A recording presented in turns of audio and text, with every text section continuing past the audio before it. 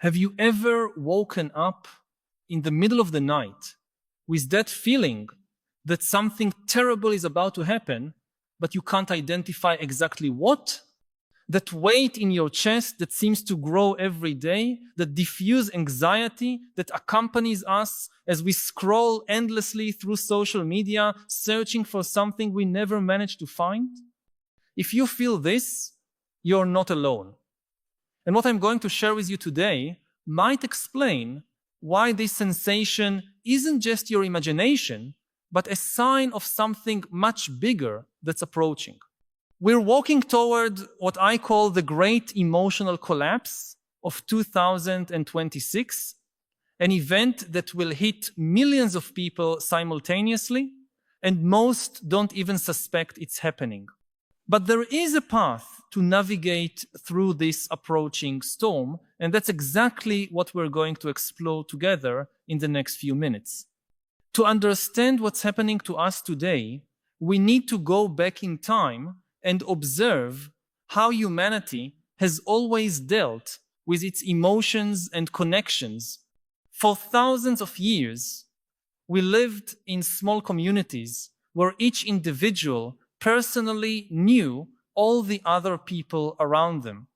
Our brains evolved to process between 100 to 150 meaningful relationships, a number known as Dunbar's number. In these communities, when someone felt anxious, depressed, or lost, there was always a natural support system. Individual suffering was quickly identified and addressed by the tribe. Emotions were processed collectively through rituals, shared stories, and real physical connections. The concept of being emotionally alone in the midst of crowds didn't exist. The first major break in this system happened with the Industrial Revolution. Suddenly, millions of people were torn from their rural communities and thrown into chaotic urban centers. But even then, there were still relatively stable social structures. The extended family, the church, the neighborhood, work colleagues you saw every day at the same factory. There were emotional anchors, reference points for our mental sanity. The pace of change was slow enough for our minds to gradually adapt. Now we've arrived at the 21st century, and something completely different is happening. We are no longer just dealing with physical or social changes. We're facing a revolution in the very nature of human experience.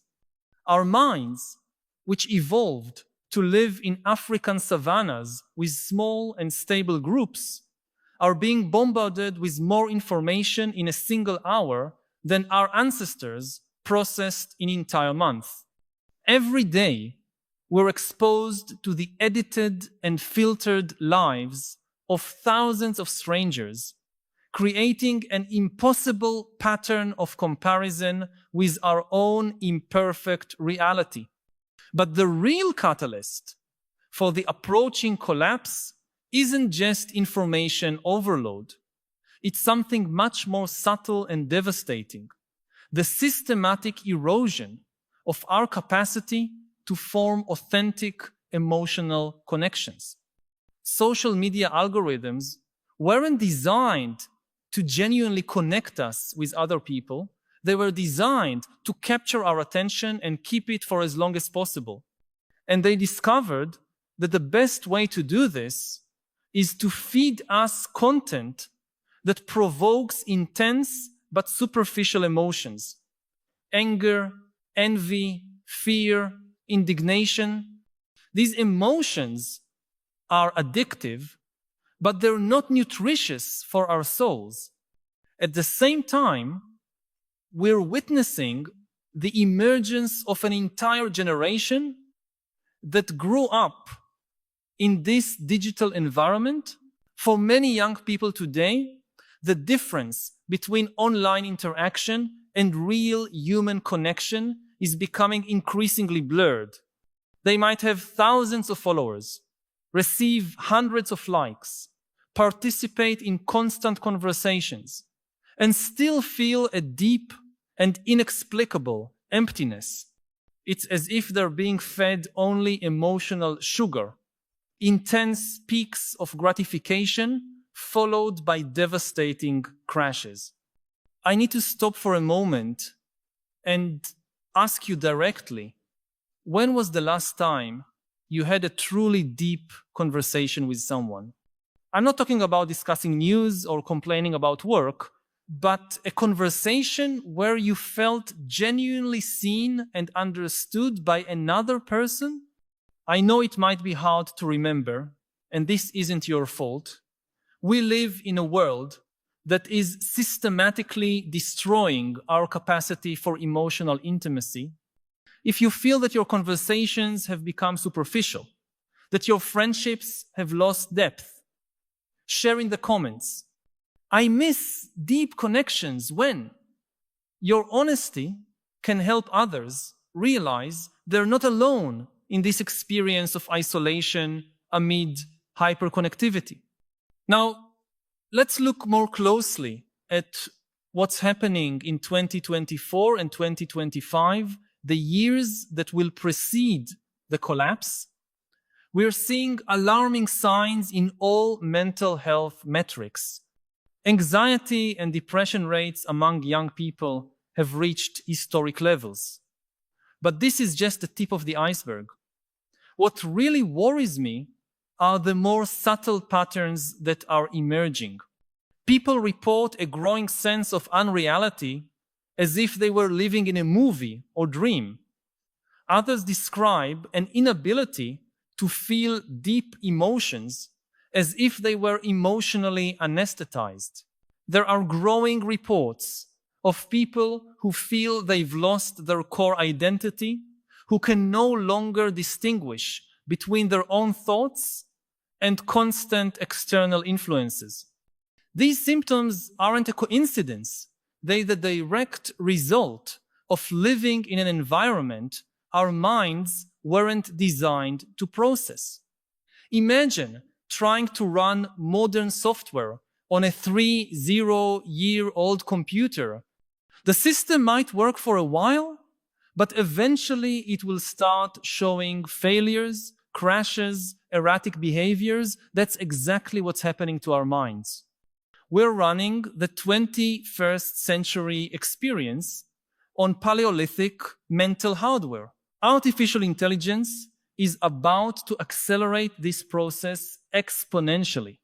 In 2025 and 2026, we'll see the massive implementation of AI assistants that are capable of maintaining deeply convincing and emotionally satisfying conversations. Millions of people will discover that it's easier, more predictable, and less risky to form emotional bonds with artificial entities than with other human beings. Human relationships are complicated, unpredictable, sometimes painful. AIs can be programmed to always be understanding, always available, always say exactly what we want to hear. But here's the problem. Connections with AIs, however sophisticated they may be, cannot satisfy our deep evolutionary needs for authentic human connection. It's like trying to quench thirst by drinking salt water. The more we drink, the thirstier we become. People who become dependent on artificial relationships will experience a type of existential loneliness that's almost impossible to describe. They'll be surrounded by connections, but fundamentally isolated from their own species. And then we arrive at 2026, the year I chose not by chance, but because it will be when these trends converge at a critical point. It will be the year when an entire generation that grew up primarily in the digital environment reaches full adulthood, facing real-world pressures without having developed adequate emotional tools. It will also be the year when the first generations of truly persuasive AIs will be widely available. And perhaps most importantly, it will be a crucial election year in many countries, amplifying social tensions that are already at the boiling point. The collapse won't happen as a single dramatic event. It will be more like an emotional avalanche that will spread through social networks and digital communities. It will start with some individuals experiencing deep existential crises, loss of sense of purpose, inability to form meaningful relationships. But because we all live digitally interconnected, these crises will spread rapidly. We'll see waves of collective anxiety, episodes of mass depersonalization, chaotic social movements led by people who have lost touch with shared reality. What makes this particularly dangerous is that most of the affected people won't recognize what's happening to them. They'll attribute their feelings to external causes. The economy, politics, climate change, anything except the true root of the problem, which is the deterioration of our basic emotional infrastructure. As a result, the solutions they'll seek will be inadequate. More medication, more individual therapy, more isolation, more digital consumption. It's like trying to cure an infection with more sugar.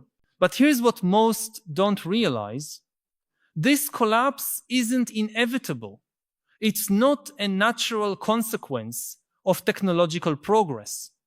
It's the result of specific choices our society has made about how to integrate technology into our lives.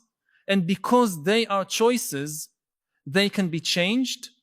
But this requires that we first recognize what's really happening. The truth is that we're facing the largest psychological experiment in human history, and we are the test subjects. Technology companies, driven only by profit, have fundamentally redesigned how we experience reality, how we form relationships, how we process emotions, how we find meaning. And they did this without any consideration for the long-term consequences for our mental and social well-being. So how do we navigate through this approaching storm?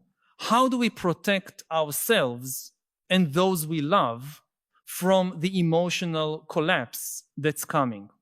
The answer isn't in completely rejecting technology, which would be impossible and counterproductive. The answer lies in recovering our conscious agency over how we interact with it. First, we need to understand that our attention is the most valuable resource we possess, and currently we're donating it freely to systems that don't have our best interests in mind. Every time we pick up our phone to just quickly check social media, we're allowing algorithms to reprogram our neural circuits. This isn't a metaphor. It's literally what's happening in our brain. The first defense is to establish regular periods of complete digital disconnection. I'm not talking about an hour before bed or during meals. I'm talking about entire days, regularly, where you don't have access to any connected technology. During these periods, observe what happens to your mind.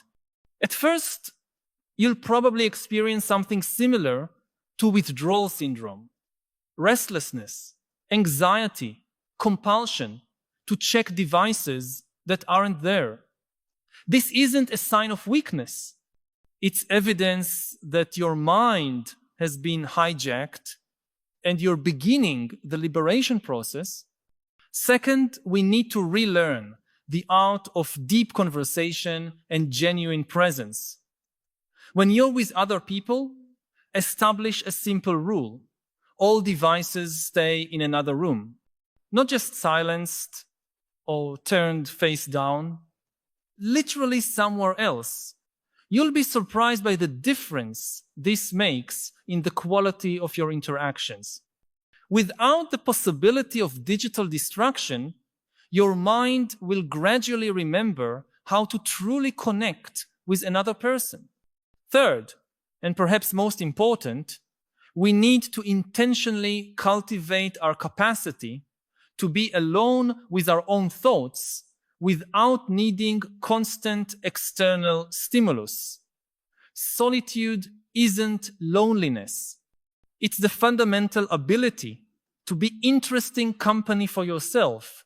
Start with just 15 minutes a day, sitting in silence, without music, podcasts, books, or any external input.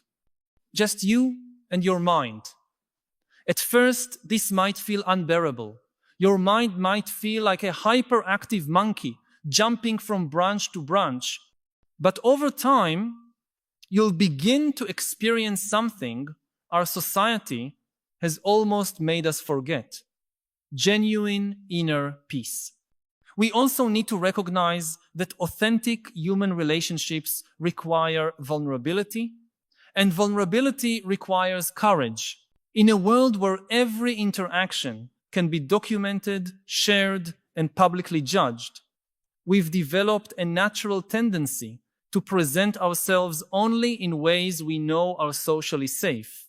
But real connection happens when we lower these defenses and allow other people to see who we really are, including our flaws, fears, and uncertainties. One of the most powerful practices you can adopt is what I call conscious vulnerability conversations. Once a week, have a conversation with someone close where you share something that really worries you, something you're struggling with, something that makes you feel insecure, not to seek advice or solutions, but simply to be seen and understood in your complete humanity. As we approach 2026, we also need to be especially vigilant about our relationship with artificial intelligence. The AIs being developed are extraordinarily sophisticated at simulating empathy and understanding. They will be tempting, especially when we're feeling alone or misunderstood. I'm not suggesting we completely avoid this technology, but that we maintain clear awareness about what it can and cannot offer us. An AI can process information. It can even generate responses that sound empathetic and understanding, but it cannot really know us because it cannot share the fundamental experience of being human, the consciousness of mortality, the experience of bodily emotions, the complexity of navigating relationships with other equally complicated and imperfect beings. When we turn to AIs to satisfy our deepest emotional needs, we're essentially choosing a skillful imitation of emotional nutrition instead of the real thing. What we need to understand is that the emotional collapse of 2026 won't just be an individual crisis faced by millions of people separately. It will be a collective crisis that requires collective solutions. Entire communities will need to relearn how to emotionally care for one another. Schools will need to teach not just technological skills, but basic emotional skills like empathy, presence, and authentic communication.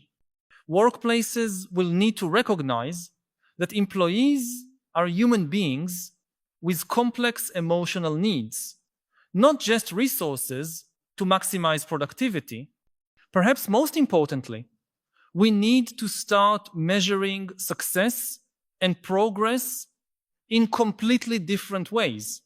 Currently, our society measures practically everything in terms of efficiency, productivity, economic growth, and quantitative indicators.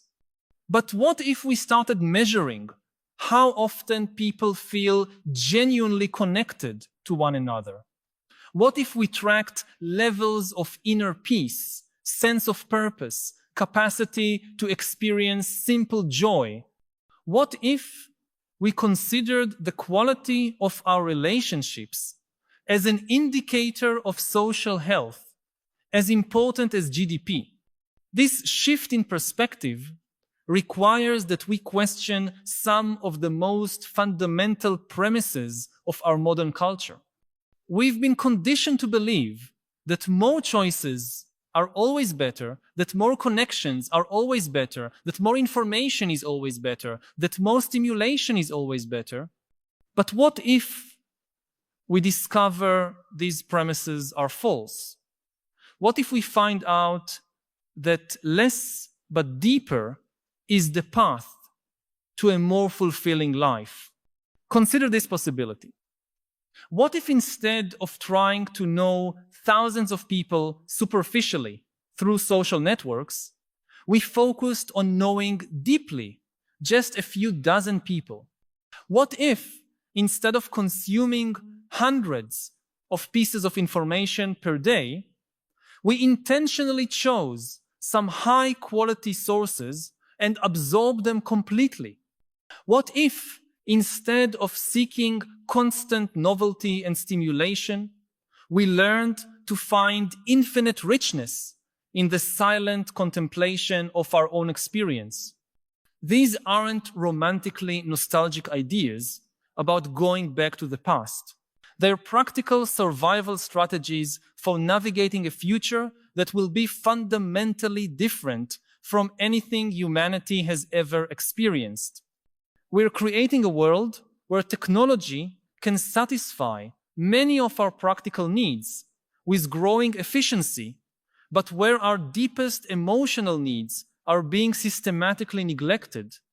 The emotional collapse of 2026 can be seen as a crisis, but it can also be seen as an opportunity for our species to awaken to the fact that technological progress without corresponding emotional progress inevitably leads to suffering. An opportunity to redesign our social institutions based on a deeper understanding of human nature. An opportunity to create a society that optimizes for human flourishing instead of just economic growth.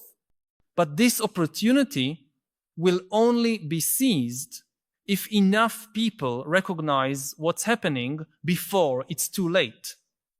And this is where you come in. Every person who awakens to this dynamic and begins taking conscious steps to protect their own emotional health isn't just saving themselves. They're creating waves of positive influence that will spread through the relationship networks. When you choose to have deeper conversations, when you model genuine presence, when you demonstrate that it's possible to live more intentionally amid digital chaos, you're offering other people an alternative they may not know they were looking for. You're becoming a beacon of sanity in a world that's rapidly losing its emotional compass. As we approach the critical moments that lie ahead, remember that the most important preparation isn't stockpiling supplies or learning physical survival skills. It's strengthening your emotional resilience, deepening your authentic relationships, and developing the capacity to find peace and purpose regardless of chaotic external circumstances. The future isn't something that happens to us. It's something we create through our daily choices. And at this critical moment in human history, every choice we make about how to interact with technology, how to relate to one another, how to spend our attention, is literally shaping the kind of world we live in. If these reflections touched something you've been feeling, but perhaps haven't found words to express, know that you're not alone. by connecting with a community of people who share your concern about the direction we are taking as a society, you'll find not only understanding, but also practical strategies for navigating these challenging times with more wisdom and less suffering. Join us in this essential conversation. Subscribe so we can continue exploring together how to live with more authenticity and purpose in a world that often leaves us disoriented and isolated. This isn't just an academic discussion about future trends. It's an urgent dialogue about how to preserve our humanity in an era of unprecedented change. How do you get to know your own mind? I practice Vipassana meditation. When I just began practicing, I became like this missionary. Everybody must go. And after some years, I've just, from empirical observation, it doesn't work. Yeah. It just doesn't work. Find out what works for you, and then whatever it is. It can be a different tradition of meditation. It can be therapy. It can be art. It can be sport. It can be going to the woods for a period. Whatever works for you, and then invest in it. And it is, in many ways, the most important thing you can give yourself. Yeah. They suddenly feel that they cannot rely anymore on the international order. They cannot rely anymore on America. For most of history, governments, whether of democracies or of dictatorships, of empires or city-states, almost all governments spent more than 50% of their budget on the military. In the early 21st century, countries felt so safe that the average expenditure on the military was just about 6 or 7% of the government budget all over the world. In contrast, about 10% of the budget was spent on healthcare. This was the first time in human history that governments spent more on healthcare, on nurses and doctors and hospitals, than they spent on the military, on soldiers and warships and fortresses. And unfortunately, this is now changing. With the Russian invasion of Ukraine, with policies of the Trump administration, countries again feel insecure. They feel the only thing that protects us against invasion and conquest by a stronger country is if we have a bigger military.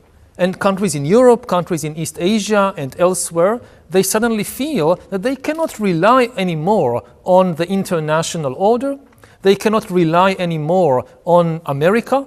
They have to increase their military budgets, build bigger armies. And of course, if everybody does it, you'll have an arms race, and the situation will just keep deteriorating.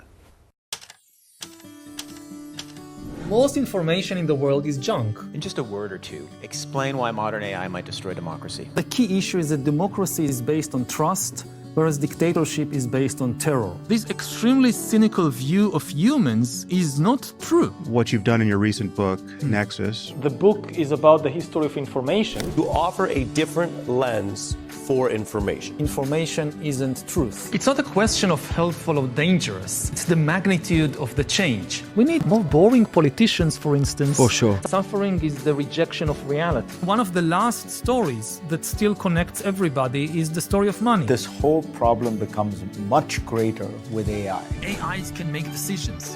They are not just tools in our hands. They are agents creating new realities.